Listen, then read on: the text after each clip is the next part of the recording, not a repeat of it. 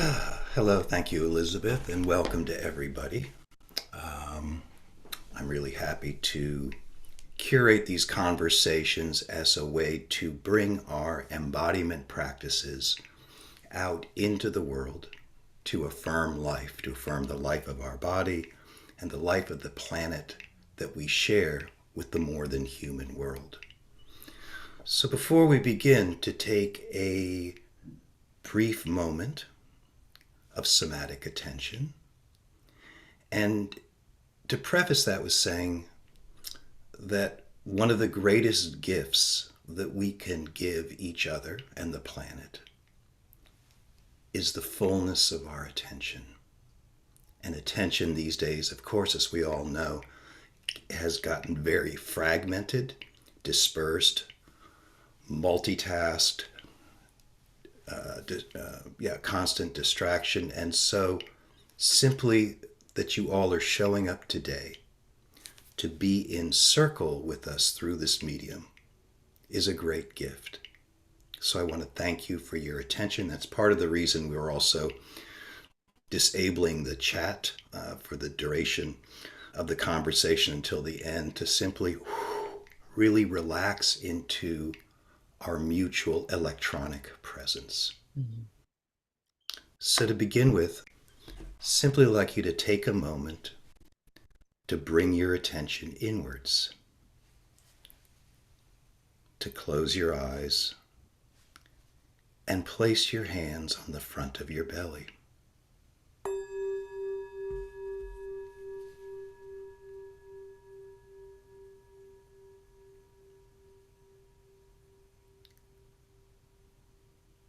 So to gather your energy and your attention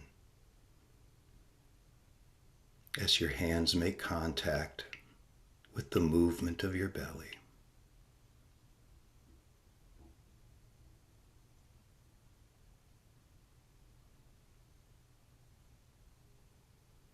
Connecting with the breathing belly. Simply expressing itself with each inhale-exhale cycle.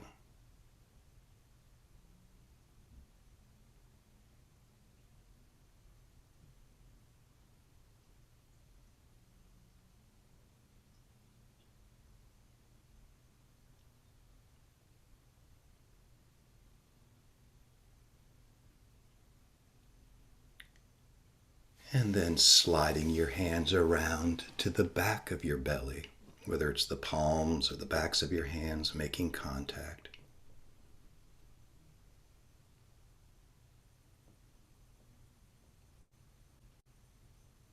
To bring attention to the back of your belly.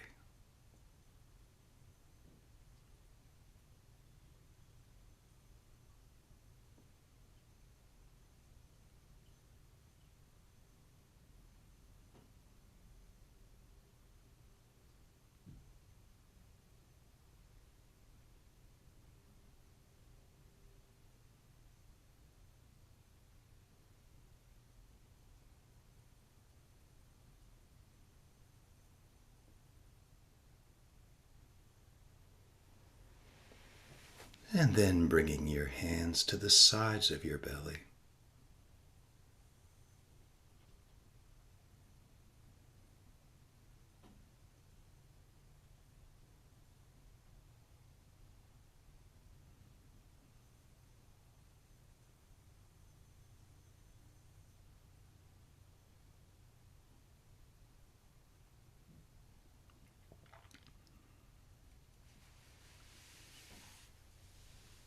And then let your attention go wherever it wants to go.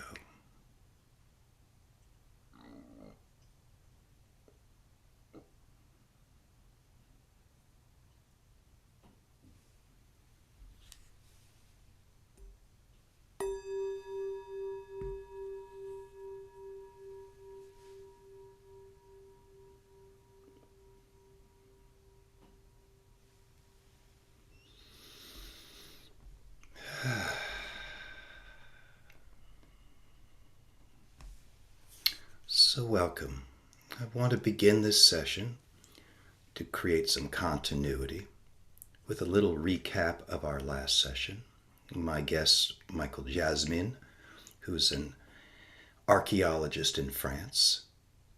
And a lot of what he brought to the conversation for me is this sense of durational attention, committing to a small place of the planet as an archaeologist, spending detailed and exquisite time physically involved in place and perceiving and reading the multiple layers of what's happening in this one place. And we also had Olive Biringa from Body Cartography talking about her piece, Resisting Extinction.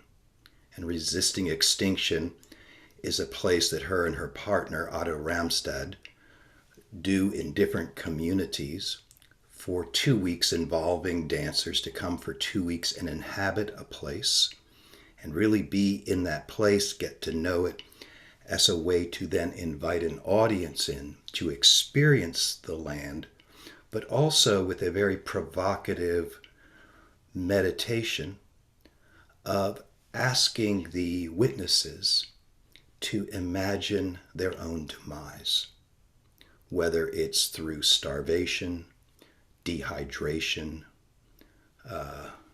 overheating, just one of the many ways that, of course, as we continue along in the ways that we're treating the planet, that we eventually might have to face extinction. So this combination of place-based attention and the human experience is really a way to begin to consider these dimensions of our relationship to the planet. And my guests today are taking it in another direction, very similar, but this idea of how do we have relationship with the more than human world? What does our relationship with other beings not only give us as a focus, but also begin to broaden our awareness of how not only can we be stewards of this place, but also co-creators with other life forms. So I'd like to begin with, first of all, asking Paula Josa-Jones, who's been doing some incredible work with horses over the years. And just, we had a fascinating conversation before, and I got to look at some of her videos, and, that there really is an incredible body of work that you've built. And so I was wondering if you could kind of, first of all, just guide us on a little bit of a timeline of your discovery of horses and your relationship over time. I know that's a broad-based question, but just to begin to... That's it, right? Then then we're done. Right. Yeah. Or even just evocative moments from that relationship that kind of really give us a feeling for what was touched in you and where that has taken you. Well, sure. So I'm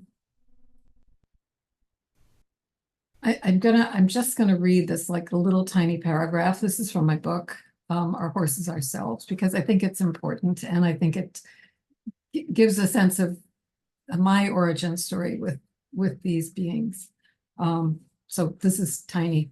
From an early age, my hunger for horses was obsessive, like smoke or thick lava seeping into everything, serial ambushes by passion and longing. Black Beauty destroyed me. I read Walter Farley until wild stallions ran through every moment, waking and sleeping. And when those books ran out, I looked for more. I yearned for their bodies, for the smell and the touch of horses. So that's me as a kid, as a child. And then, life and the necessities of life. And I really, my great desire as a child was to dance and to ride, to be with horses. And my mother's great idea was that I take piano lessons. So that's how that went. Right. And yeah, and so that that passion, that enormous, like, oh, just at the cellular level, desire to be around these beings was never realized. I mean, the occasional camp and, but then life as it does intervened. And about 28 years ago, by now, I would say, my hips began to fail. As a dancer, catastrophic. Mm-hmm. I mean, to the point where, I couldn't really even walk across the street toward the end of that. But as that situation arrived in my life, I thought, oh, well, therapeutic riding, how about that? I wonder if that could restore me in some way. So this is how I came back to horses as an adult, was through my own demise, through the demise of my, my joints. And so that began a long trajectory of exploration and discovery. And, I'm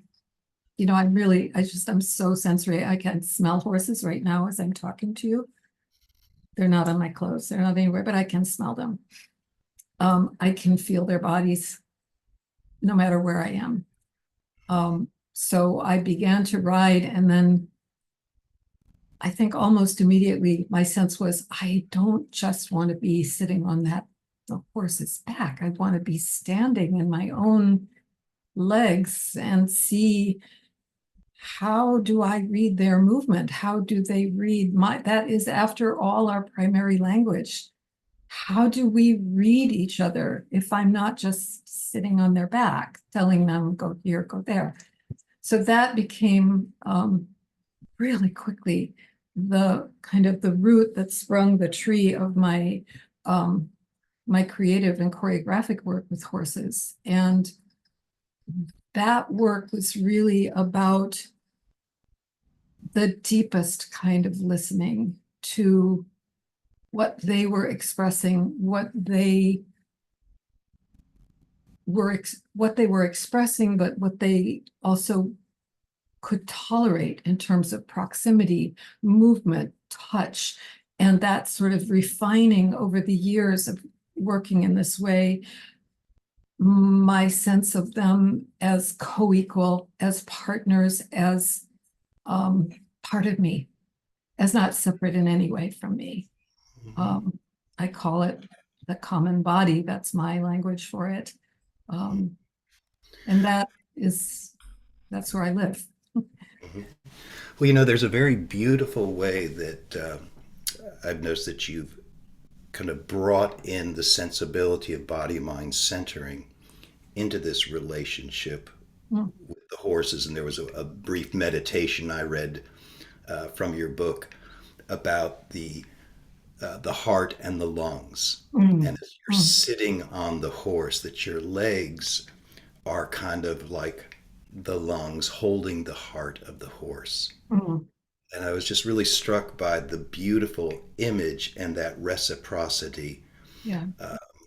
of human and horse. And yeah, so that, Well, could you say a little bit more about that? Because I think it's so brilliant, that kind of what I call that extension of self into horse, horse into self. And yeah. yeah. I mean, a huge part of the work that I do now, and a great passion, is really informed by, I'm a somatic experiencing practitioner. I've been doing trauma-informed somatic work with and without horses over the past, I think it must be almost 14 years now. And so when I'm working with another person and a horse, there's no riding involved, but there is this sense of, how do I might work with the body layers. I might work with what's the resonance of the breathing.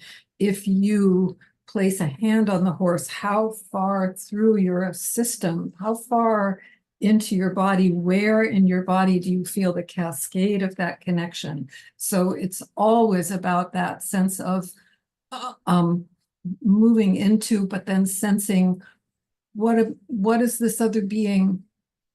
What is this other being sending into me? The reciprocity of that, the richness of that. And so I just feel like and then of course, every horse that I work with is different. Mhm. Everyone is really different. Yeah. Yeah. My Andalusian stallion who has departed is really different from the little Mustang mare that I take care of, really, really different from the big blue, who is my co-therapist for most things. So they all have this own kind of essential quality to them. And then how do we feel our attunement with that? How do we open ourselves to what they, in their specificity, are telling us, Yeah. are sending to us? Right. Yeah. I Beautiful. don't know if that answers your question, but Well, it's just part of the rich flow of information that we mm, are transmitting, and through the mm, poetry of your speaking, yeah. that I get that cascading through, and even the body language we share, of course, Mhm, mm, transmits so much. yeah.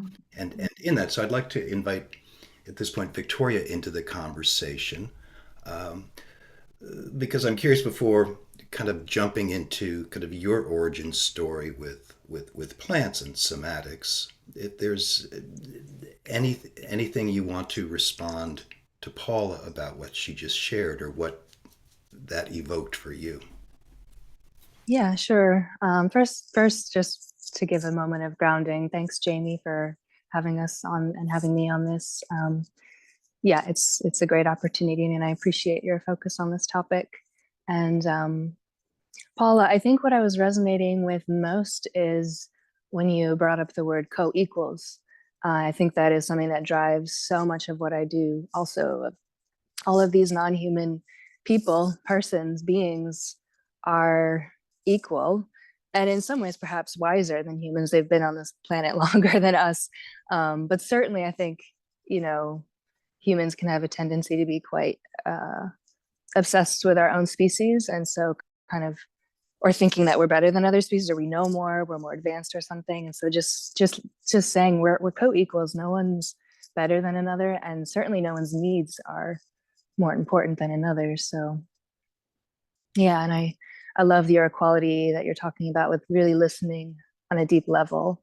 And that reminds me of a practice with plants. And certainly anyone you talk to who's worked medicinally with plants, who's an herbalist, would very much say it's, you're resonating and you're feeling a lot of somatic qualities when you're listening to plants about their medicine.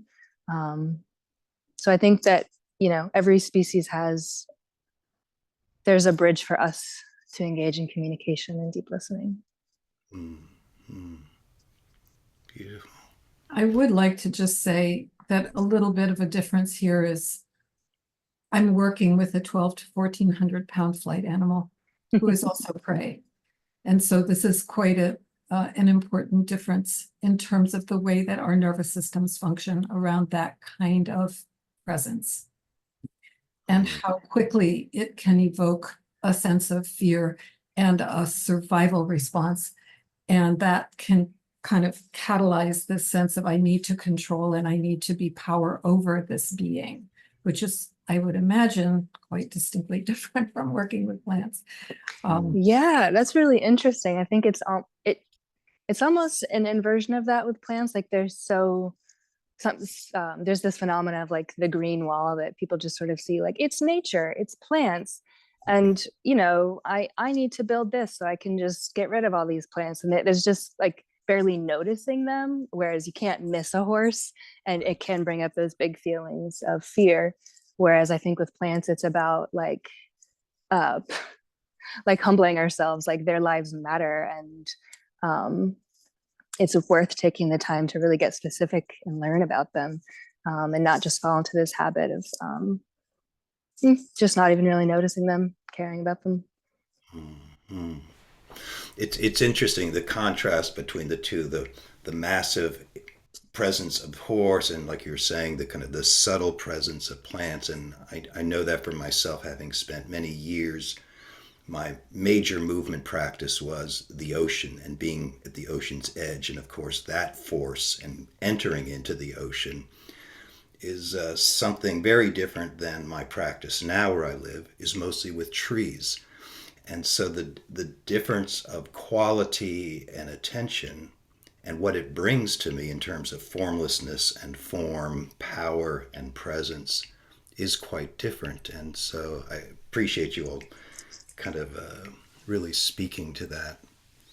So tell us a little bit about your origin story with somatics and plants. So it's like what brought you, what was kind of lit up in you to come to what you're doing now. Sure. I think I'd like to just mention at least that um, there are some people in my family, like my mom studied horticulture, and a bunch of people in my family are farmers. And so I don't want to ignore that piece of how that can travel through lineages, though my relationship with plants is certainly different than what they've done in their lifetimes. But um, yeah, so even though that is kind of what I grew up around, I had a career in other fields like arts and theater and teaching. And then kind of when I started to transition away from wanting to be an educator, like dwelling inside of an indoor building all day and transitioning from teaching abroad, yeah, I would say I experienced a crisis on many levels, which could be seen as like a time of liminality and a gap in identity. And there,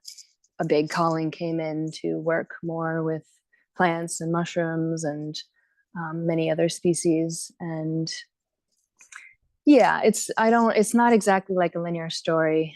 Because all at the same time, I also got involved with a Buto dance, which I think was a great meeting point for a somatic practice. And Buto has a very interesting lineage with its own teachers in its own right. And a lot of those teachers were inviting us to resonate with, other species or even spirits. And so I think that really opened the door to being interested in this, the realm of the non-human and resonating with through the body in that connection. But I also, in a very material way, I really had a career shift. I started doing eco landscaping and gardening and farming. And I also worked at a holistic psychiatric place in Vermont. And I really loved about that place the way a forestry program and like outdoor education and wilderness skills were such a key piece of that program.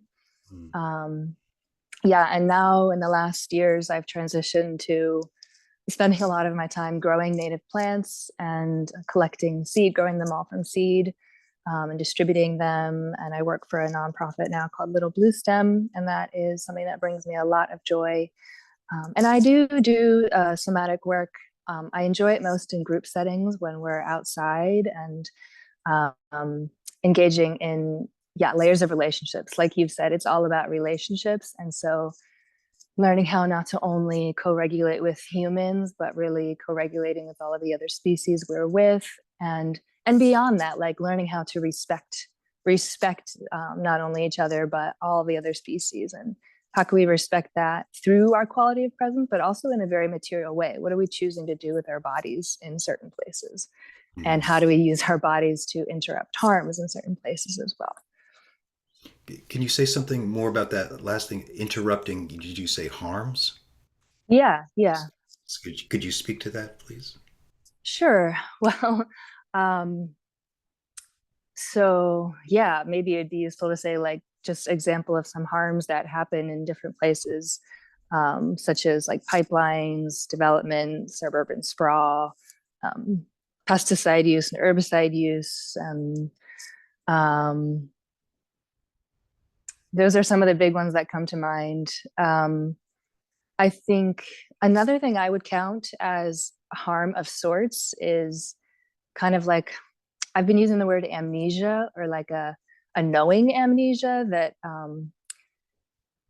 like there are stories of the place, of the indigenous people whose land that was stolen from them, that want to be known. And if you really want to understand the place, like you really need to learn about those stories. So I think it's a form of harm to engage in that kind of willful amnesia. Mm. Um, I'm sure there's other harms that I'm not like coming to mind right now, but those are some of the examples. Yeah, no, I appreciate your naming them explicitly to understand it. And Paul, I know that part of your work with horses has gone from the relationship with some specific horses to advocacy for horses. And so, speaking Hmm. of using our body to protect against harms, could you talk a little bit about that?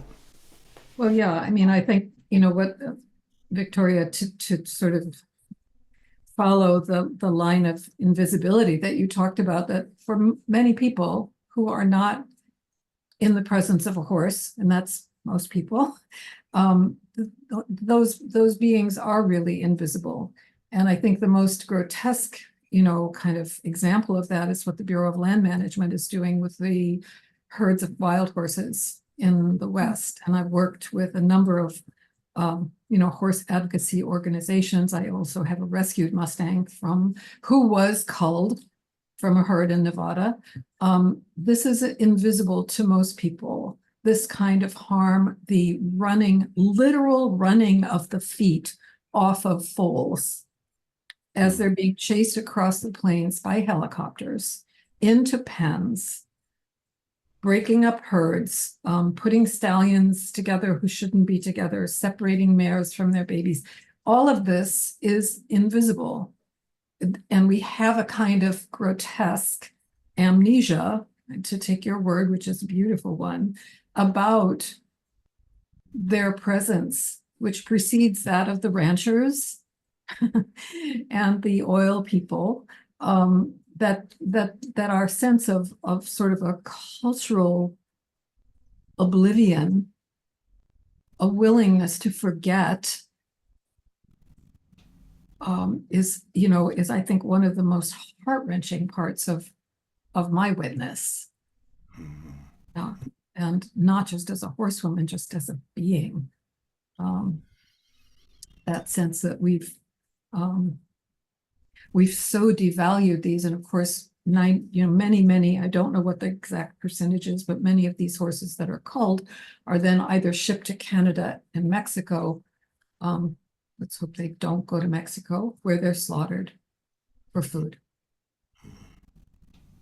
And a horse, in my experience, the most delicate and refined sensibility. I mean, I know that it's there in cows as well. I'm less familiar with them, but a friend of mine does cow cuddling, and I happen to know that cows have this enormous resonance for us as well. It's there. We just don't see it. We don't make it available to ourselves. We don't touch into it Mm. for, God knows how many reasons, but yeah. So,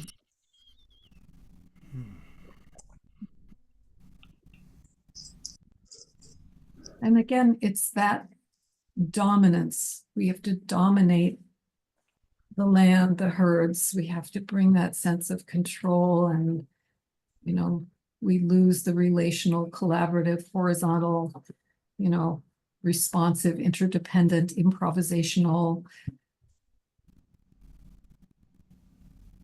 relationship with that which is other.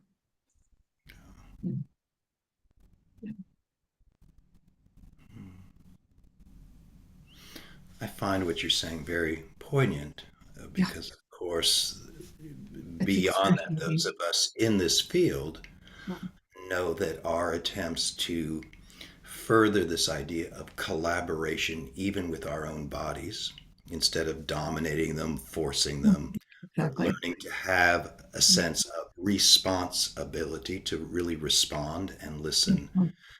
and that how Mhm. much of that is missing in the larger culture. So that very often we are the messengers of that attunement here to Yeah. begin to then ripple out in the world. And that's, as we all know, it's a hard path, Mm. when so much of the cultural bias is towards form, regulation, Yeah, fitting in, following the dominant choreography of culture.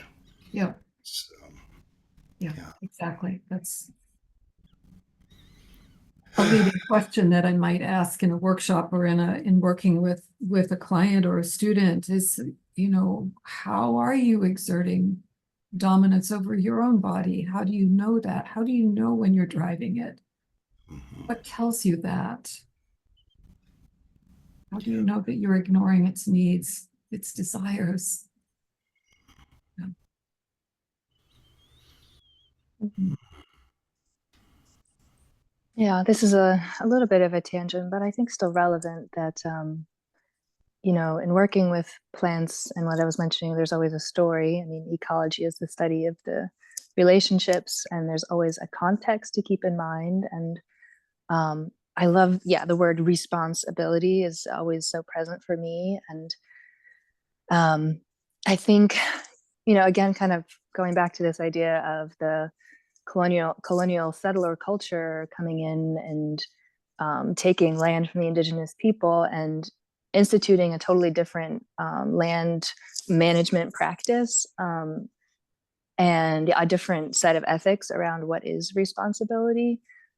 And that those stories are actually visible in the land. Like, once you start to get to know what are like early successional plans and what are late successional plans, and which plants do you expect to find in places that maybe used to be undergoing prescribed burns by the local indigenous population, and like what does it look like when there used to be burns but there's not burns anymore. Like, so kind of developing that eye for the story and how that relates to cultural shifts, and the colonial wounds that persist in the landscape and in the human population as well. um, yeah. Mhm.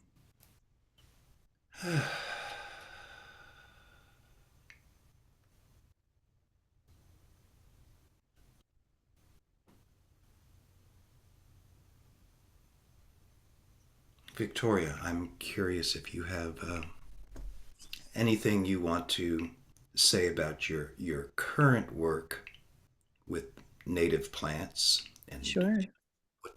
the importance of that Sure. and just what perhaps people in our audience can do in relationship to native plants. Sure. Yeah, I guess I'll just start with thanks for asking that question, because it is something that I feel so much joy about.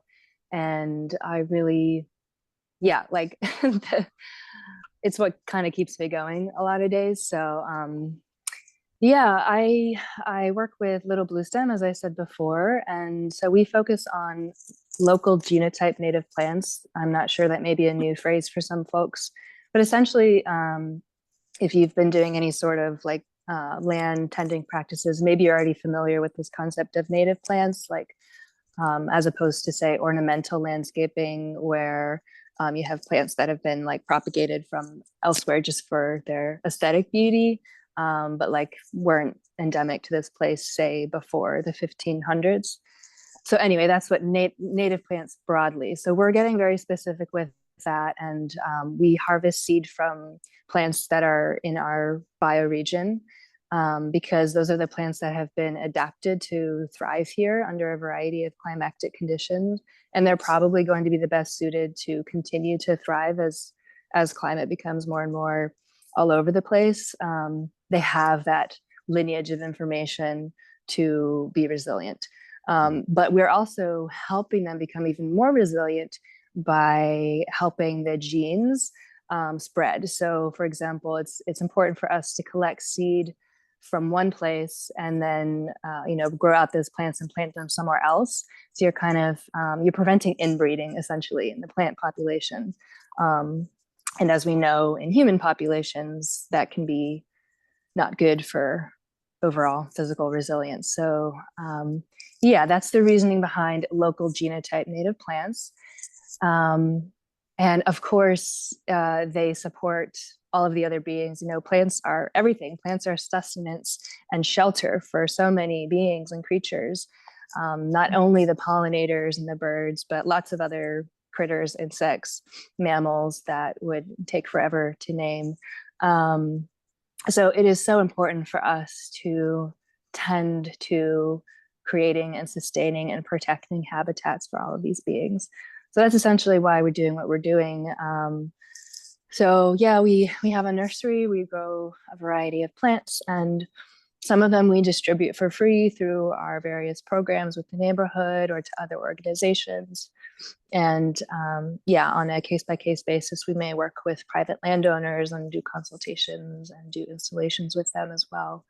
But yeah, I think what I love the most about our group is how much freedom we have to be nuanced and full of care in our work, that we really do open the door. I felt so welcome to bring in my somatic experience and my wisdom in that regard.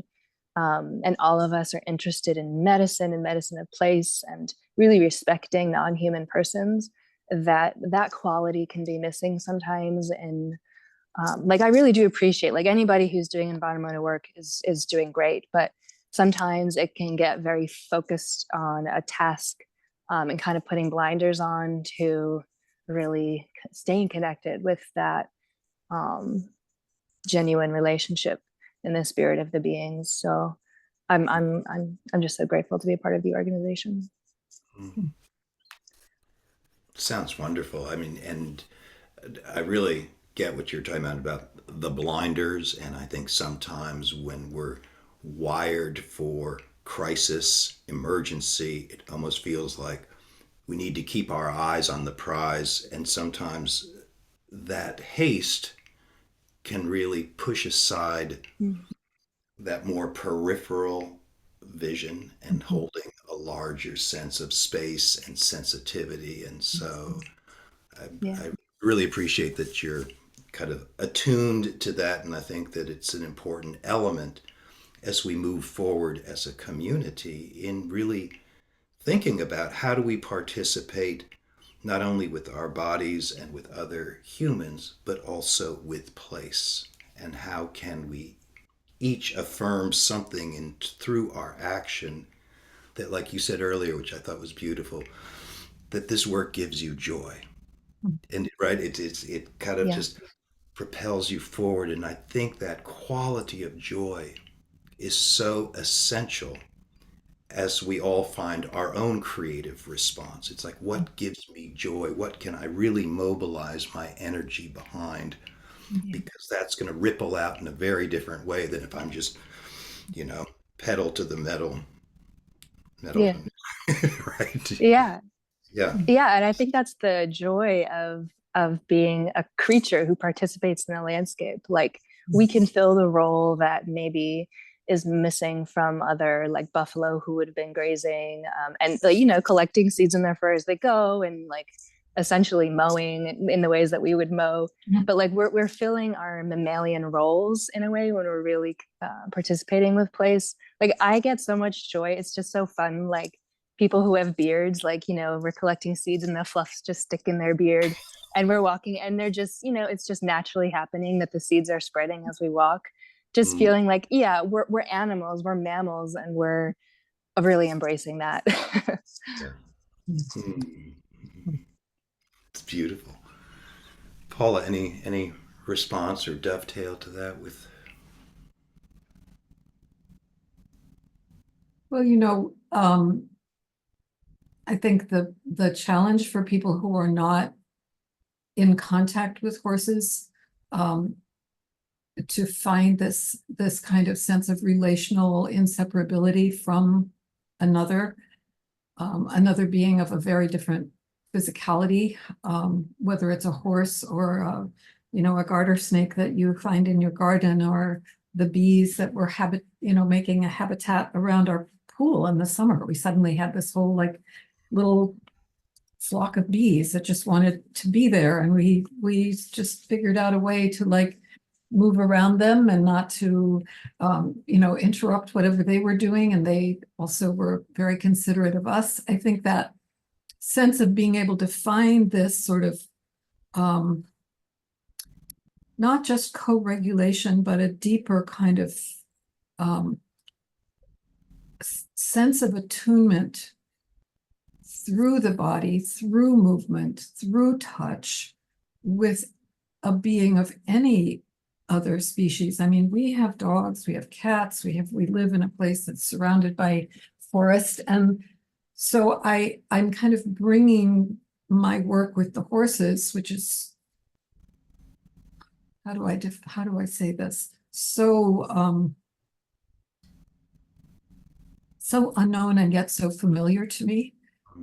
Mhm. Unknown in the sense that it is a continuing, expanding discovery for me. I don't ever make assumptions about what I'm going to experience in the presence of a horse, but bringing that to the creatures that are in our lives, and to be able to notice, have I stepped into a kind of managerial posture here? And what is that? How do I track that in myself? I mean, this is where somatic experiencing is such a precious tool, because it really invites this kind of refined sensing of ourselves in relationship. And how do I then shift into this more improvisational, somatically oriented, grounded curiosity?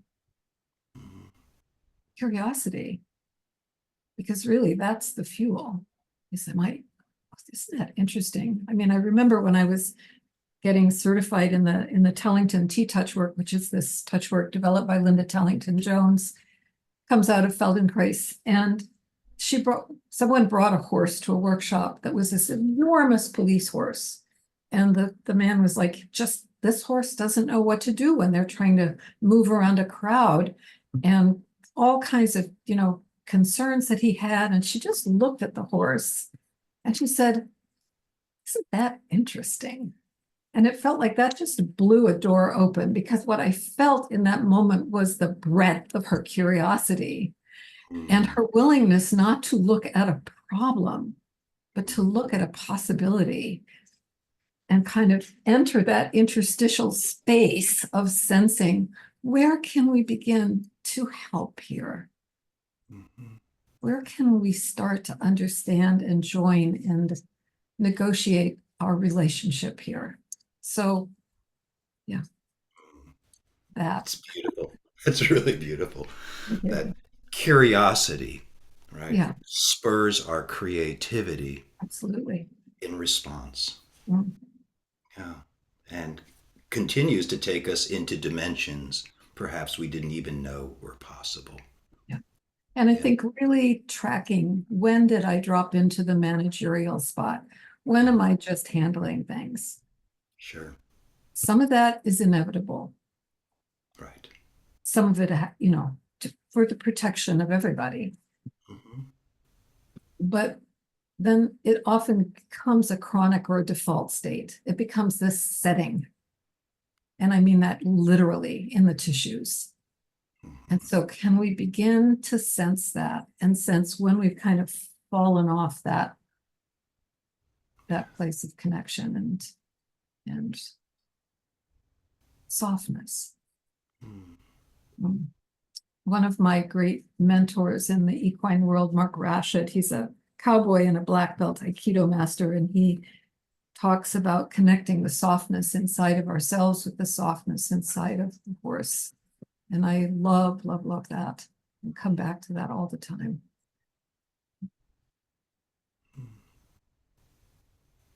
Yes, that tenderizing Yeah. that is such a powerful antidote Mhm. to the daily violence that we are witness to or experience. It's just how to keep that alive, that Mhm. tenderness for ourselves, others, horses, plants. I mean, just I would say it's a huge task that we're all confronted with every day. How to Mm, keep the tenderness, the softness alive. mm, And as you most beautifully said, and to be aware when we need to be managerial in our life, mm. when we need to drop that. How do we shift? How do we shift these worlds? So before I bring to your attention some different resources that I'm going to put in the chat, and then we're going to move into overtime. Those of you who can stay with us and be involved in this conversation. Okay, let's see. Da, da, da, da, da, da. So the first thing I want to. Okay, I've got all these. Okay. So first off, here's some links from Paula.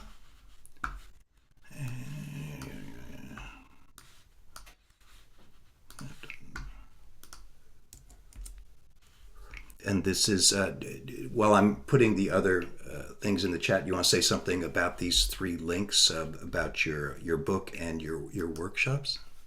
Oh, sure. Yeah, Yeah. I wrote a book. It only took me 12 years. Uh, and I needed every minute of it. It's called Our Horses Ourselves, and the subtitle is Discovering the Common Body, which is what we are talking about. It's available either on my website or from Amazon or from Trafalgar Square Books. Uh, it is as it is as much a somatics book as it is a book about horses. Um, and then in May, I will be doing two equine workshops at a farm in Asheville, North Carolina. One of them is called Somatic Experiencing with Horses, and the second one is a shorter one about dismantling dominance. I'll also be doing some workshops more locally in upstate New York. Those haven't been scheduled for the summer yet. And I do one-on-one work with clients and horses. So give me a call. Happy to talk to you. Beautiful. Thank you. And Thank you. Victoria, I just put your websites in. Could you say a little something about? Sure.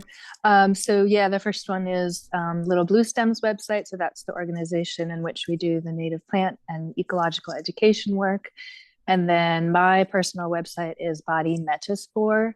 And so you'll find quite a lot of articles there, and also documentation of various artistic projects that I've done, collaborations with artists, but also interdisciplinary practitioners. And yeah, there's a lot of stuff to peruse on there. So, and you can email me. I think my email address is on there on the contact page. If you have any reason you want to get in touch, feel free. Now I'm. Just so everybody knows, I imagine most of you know how to save a chat, so you don't have to copy everything right away. That there's the three dots at the bottom of the Mhm. chat where you can save it. So what I'm put in the chat is a bunch of people to follow on LinkedIn. I found LinkedIn to be a very awesome place to understand what's going on in the larger world. And the people that I've mentioned here are all doing amazing work in terms of the restoration of the planet, that are taking it into the bigger idea of how do we steward the land, how do we work with the water, how do we, in a sense, follow and collaborate with the earth body in terms of what it knows to do. So these are just some people, and that's the great thing about LinkedIn is once you start following some of these people and their posts and their reposts, it's like a whole world of just magic and for me at least hope and positive affirmation that yes, this is happening. We don't hear about this enough, Mm. and this is my invitation for all of you as a concrete action, which is how to use your own voice to amplify what's happening Mhm. whether from our guests today or these change makers on LinkedIn. So, how can you use, for example, Facebook or Instagram or LinkedIn, whatever you use, and do a link and say, oh, I discovered this person and this is really far out what they're doing and this is Mm, exciting, because that's the way that we can each use our own megaphone to mm, start generating interest. And just as we can support these people, but also to support our own community, that we really move forward with an abundance of resources to share as a way of creating that ripple. So as a practice for the next week, one, you know, connection a day, that somebody that like really just excites you, post that person and a comment and see what happens. So 7 days of 7 people or organizations, just a really simple practice and see where it takes you. mm. So, and then finally, want to, because sometimes in all this, I forget myself. So I just want to bring attention to my work, somatic expression, but also my artwork, nature being art, and what's called long form are videos I've created of the natural world, ranging from 10 minutes to 20 minutes with ambient music just to kind of recenter and remember the earth and our own bodies from an aesthetic lens as a contemplative practice. So, that was a lot of information, but it's in your chat so you can save it. And I want to thank Paula and Victoria for joining me on this exploration today. And I want to thank all of you who I know perhaps may need to leave now for showing up. I appreciate your interest and your attention. And Elizabeth, anything you want to say before we transition? Thank you, Jamie and Paula and Victoria. Such a rich conversation. I feel like you are planting seeds Mm. that may be well underway, growing already in people's consciousness and perhaps in their professional practices as somatic movement Mm. practitioners. But for others of us, this may be very new, exciting, um, fertile ground to continue exploring thanks to your generosity today. So, really great gratitude. And if anyone has questions about ISMETA, I'll just put that in the chat as well. Please reach out if you are not a member of our community and would like to be. You can send an email to info@ismeta.org. Lots of information on the website, board members who are willing to speak with you, etc. So this is part of the richness that we share together in this community. Thank you. Thank you, Elizabeth. And I just want to put a plug for ISMETA, and I would say a lot of our source foundational work, member representations like body mind centering, continuum, Feldenkrais, Mm, all of these somatic disciplines are based on this interconnection with the planet. With continuum, we have the consciousness of water. With body mind centering, the body systems and all the various ways that contributes to our ecosystem. So et cetera, et cetera. But I just want to really acknowledge the member organizations that are really laying the groundwork for that consciousness of body in relationship to the earth. And now what? Where does our curiosity take us? So thank you, Ismeta. And yeah, so now we're going to open it up for conversation, response. So feel free if you have a question, a comment, a response, just to unmute and jump in. So this is the free form part. Jamie, thank you so much for creating this for today. It's so lovely to participate. Thank you. Thank you.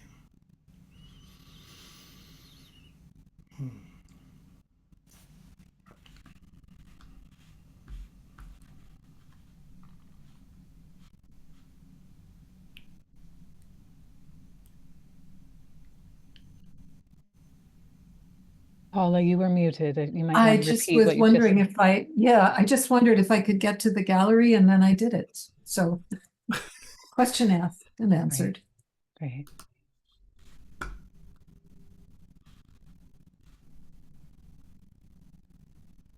So there is a question in the chat. Yeah, Oh, please, Jamie, go ahead. I was going to say, Victoria, there's a question in the chat for you. You're muted, Victoria.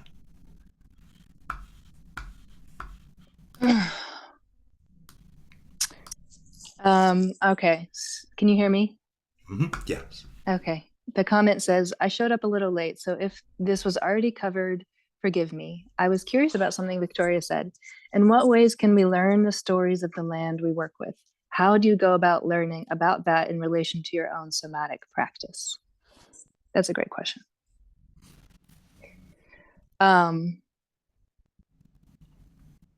So yeah, I think there's a very integrative quality we can bring to this, not only using our like superpowers of sensitivity that somatic folks have to like devote that time to go out and listen as often as possible, you know, open that bridge of communication, but also an analytical presence, you know, really observing what are you seeing in the landscape. And like I was saying before, it does take some educational practice to learn, like, what am I seeing? Like, why is this plant here but not here? Why is this plant community here? Why is this area barren? Why does the water run in this way? So it really is also very questions based. And like what Paula was saying, let the curiosity open that door as wide as possible. And then kind of like I was referencing before, doing research, like, you know, finding out who are the local tribes who are still in that area. Do they have a headquarters? Are they willing to, do they do events? Do they talk about the history of that land there? Read books about the land there and what happened there, the stories of not only ecological changes on vast scales, like geological changes, but also on the human scale of history. Who are the different groups of people who've been moving through this place and what are their land connection practices like? I would say also plant names has been a huge thread of curiosity for me, learning, you know, why is this plant, you know, has this Latin name or a common name in English, but what is the indigenous name of that plant and why? Like that's going to probably tell you a lot more interesting information about that plant and how it has been harvested or other relationships with other species. And I know also with indigenous place names, a lot of times they may include the name of a plant in there because maybe at a certain point in time, that place was just so rich with that edible tuber, for example. And so we can learn a lot by saying, oh, how come that tuber isn't here anymore? Like, So yeah, thanks for that question. Obviously I could go on, but I'm curious to see if anybody has other input about that.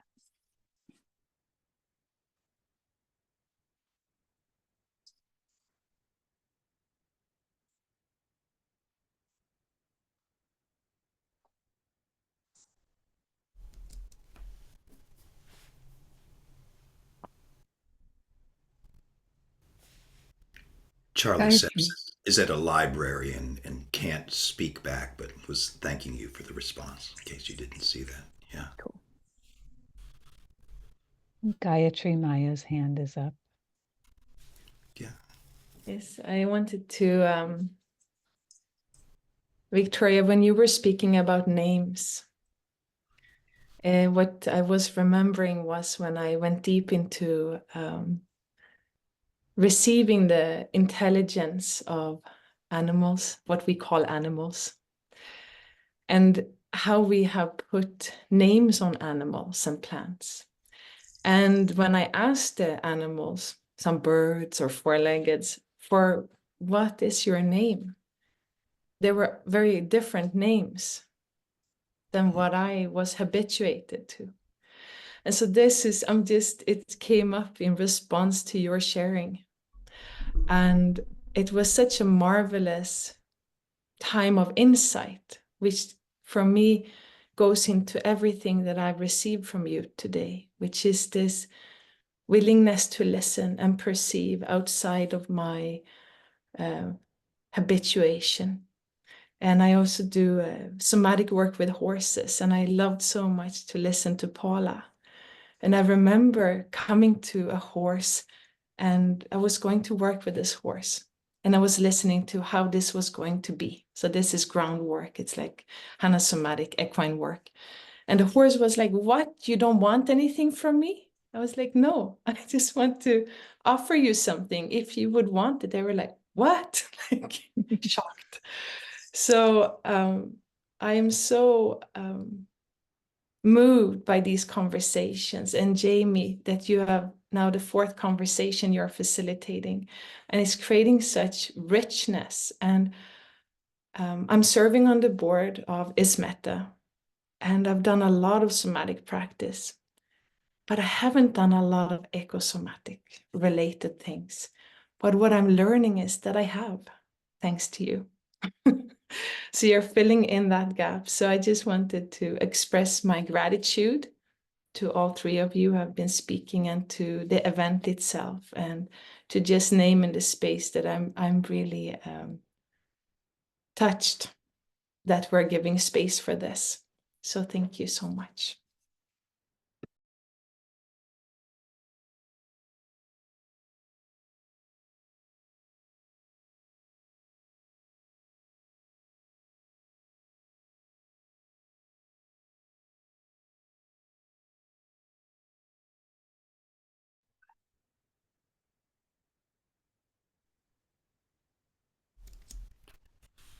Yes, Lee, go ahead. Hello, everybody. Can you hear me? Yes. I'm at the cafeteria in a hospital in New Brunswick, but it's after lunchtime, so it's quiet. Thank you very much. I love this collaboration, or the bringing together of ecology and the somatics.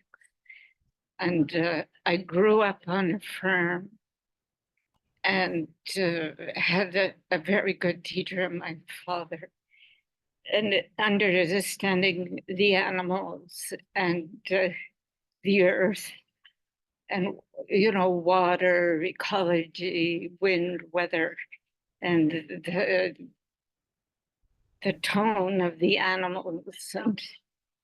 And that really, and my dance practice, and it really prepared me for working with Bonnie Cohen.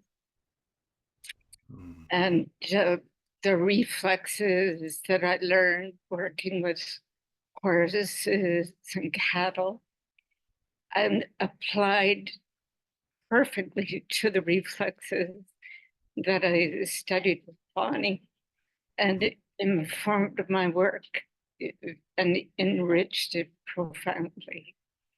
And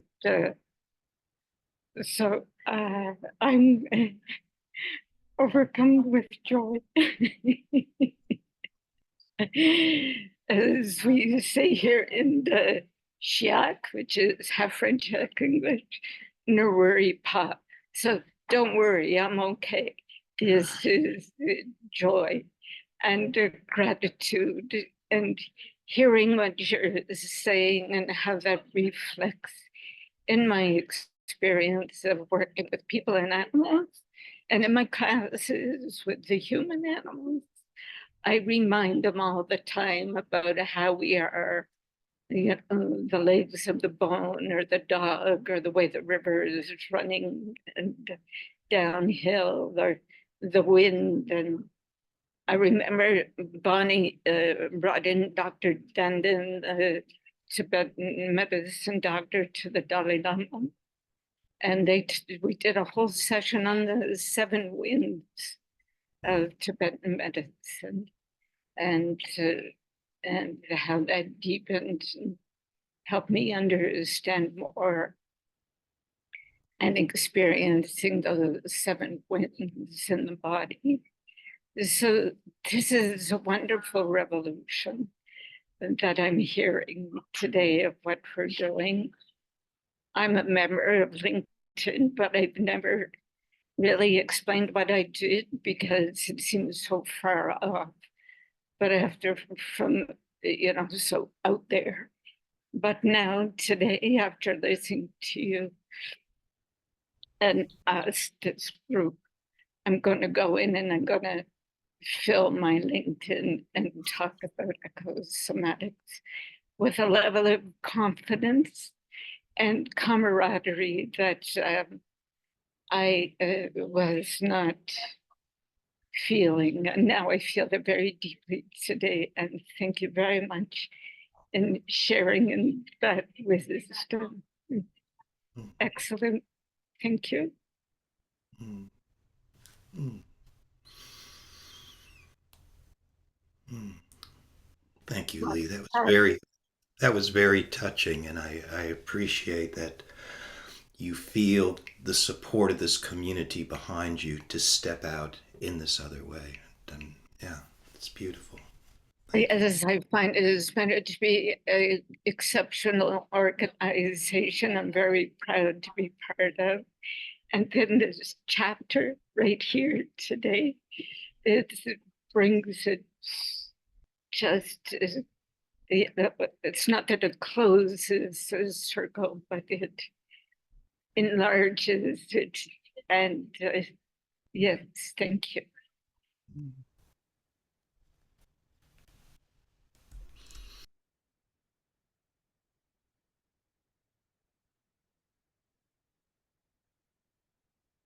So Jamie, there's a question from Karen in the chat.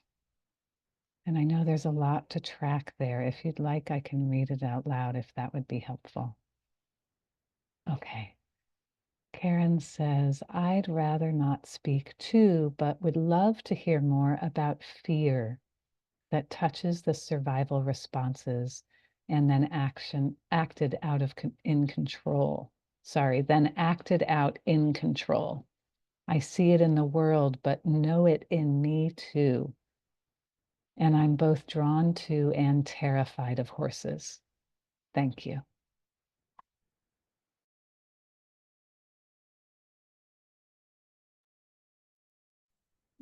I can respond to that a little bit.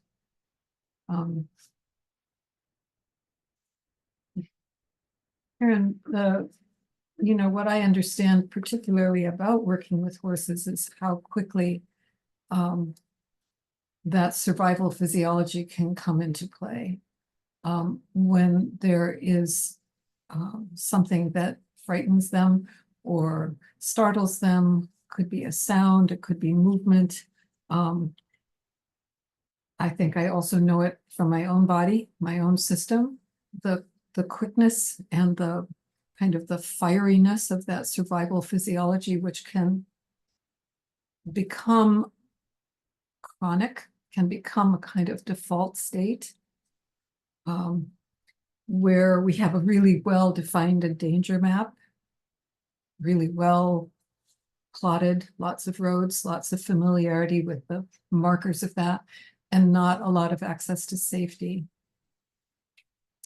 What I have experienced in working with a human and a horse together with those who have experienced trauma and for whom the survival physiology is dominant,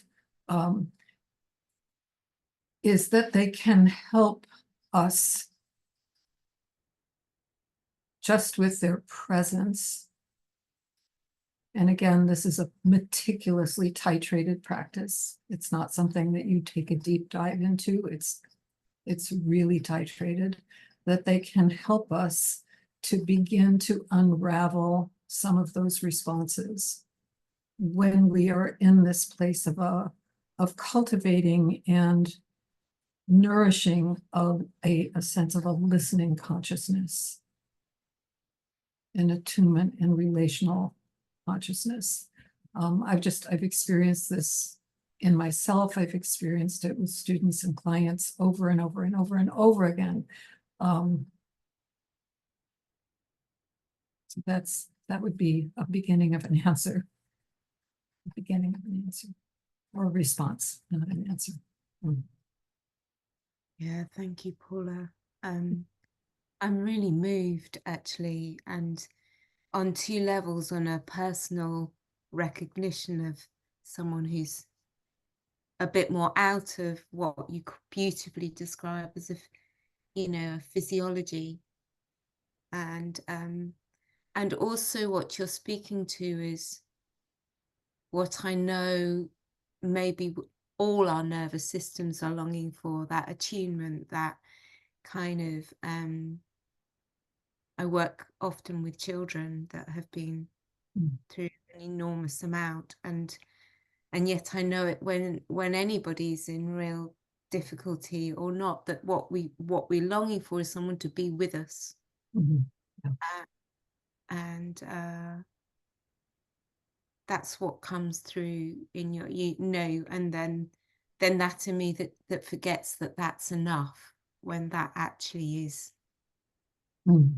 it, on probably what a great deal of our world needs, but also what nature needs. It's Yeah. like the more we attune and listen and attune, and whether it's to a dandelion or a horse or a human being, if we all treated each other like that, then actually, wow, would we need the war and the control that we're witnessing?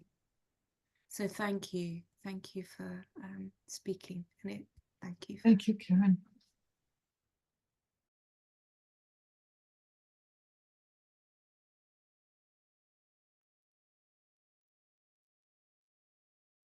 Victoria, you may have seen a question in the chat from Stephen Gunt. I'm happy to read it out loud if that would help. Yeah, thank you. Yeah, sure. Question for Victoria.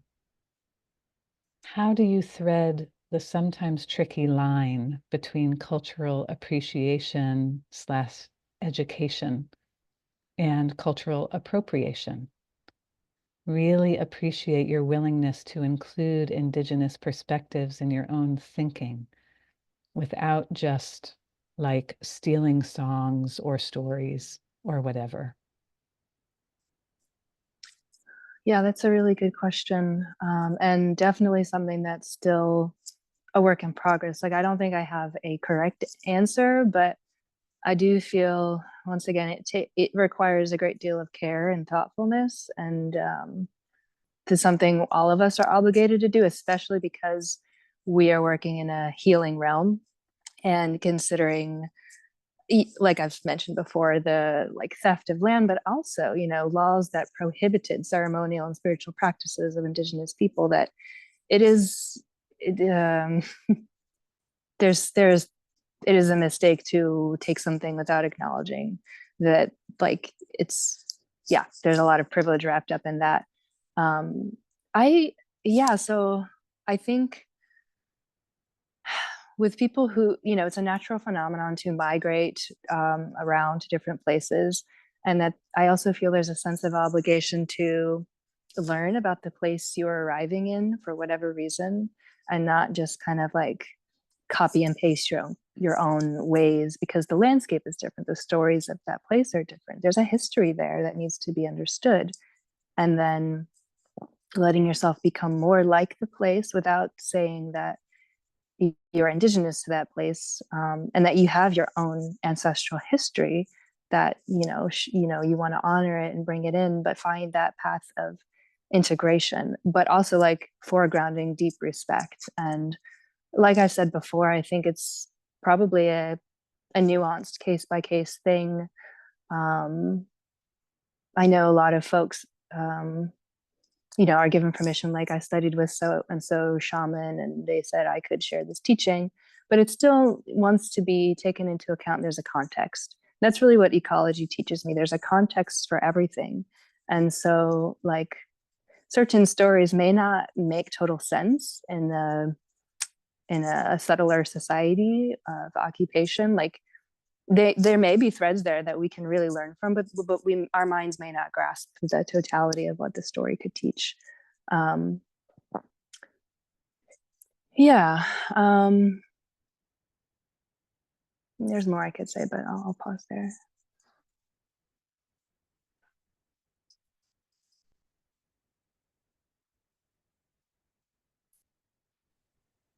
I have a thought. I actually thought of something I would like to, I also think that as somatic practitioners, it's well worth our time to look deeper into the lineage of somatics and the name somatics. And if anybody's interested, I read a really interesting article by Lindsay Drury, I think is her name, about this whole process of kind of, taking a lot of lineages, actual lineages with teachers from Japan and Haiti and India, and thinking of them as influences to the field, but not progenitors of the field. And that, I think, is very fascinating. And that, is another example of revising history to suit a more Eurocentric approach. So it just needs to be questioned. And I also want to connect this back to the previous question about fear, that talking about this might bring up like a charged feeling for folks. And that is in similarly what Paula was talking about, like, that there are ways to build capacity to really study the nervous system responses to these kinds of topics, and that's necessary work.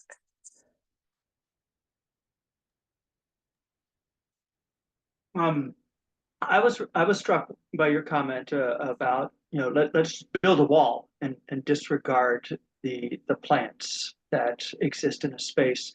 And I was really, it brought me back to two experiences I've had. I remember when I was much younger visiting a friend whose home was built in this odd lot that had lots of trees, and there's a beautiful large tree in the middle of the lot that she opted not to tear down, and she built her home around the tree. And it appeared healthy. The big beautiful leaves above her house. It was built with glass so that you could actually see the trunk of the tree growing up through, and with room for the tree to continue growing. And then I work at a campus in Austin where there are a lot of older trees there, and I was really intrigued by looking back and trying to just retroactively witness the movement of the trees through the growth patterns. And I was really struck with where things were built and how that affected the growth patterns of the trees seeking the sun. And it struck me, and I found myself, I was depressed when I was really contemplating this. By you build a wall and you starve the tree of its sun and you force it. What kind of trauma does the tree feel trying to grow at such a horizontal angle to try to just grab some sun to continue living, when we've built a wall? And obviously they were trying to build around the existing trees and not tear them down, but it was still built in such a way that the tree was forced to make these I'd imagine from a tree's perspective, somewhat painful contortions in order to survive. What resources do we have for builders? I mean, builders, they're concerned with function of a space, and architects who are concerned primarily with the human experience of a space. What resources do we have for education of these groups to factor in the experience of the trees, of the plants that are there? I mean, just curious if you've encountered that or have any thoughts on that. Yeah, absolutely. That's great points. I think education is the key word, and like you're saying, architecture folks may not have the education about ecology, or what plants' needs are or animals' needs are. It is very human centric, and like we have needs and we need to meet our needs. But for example, like Little Blue Stem collaborates with some of the folks who are in the landscape architect program at UVA, And I think that is a great step in the right direction to expose the landscape architecture people, at least if not all architecture people, to more of these ecological principles, to sort of like chip away at this idea that it has to be such a human-centric field. Can I just add to that, Joseph, your question also provokes the other side of this, which is the usurpation of land that was used by the wild horses in the West, particularly by ranchers who are raising beef cattle on the land and displacing all of these, so we say indigenous herds. So it's all around us, for sure.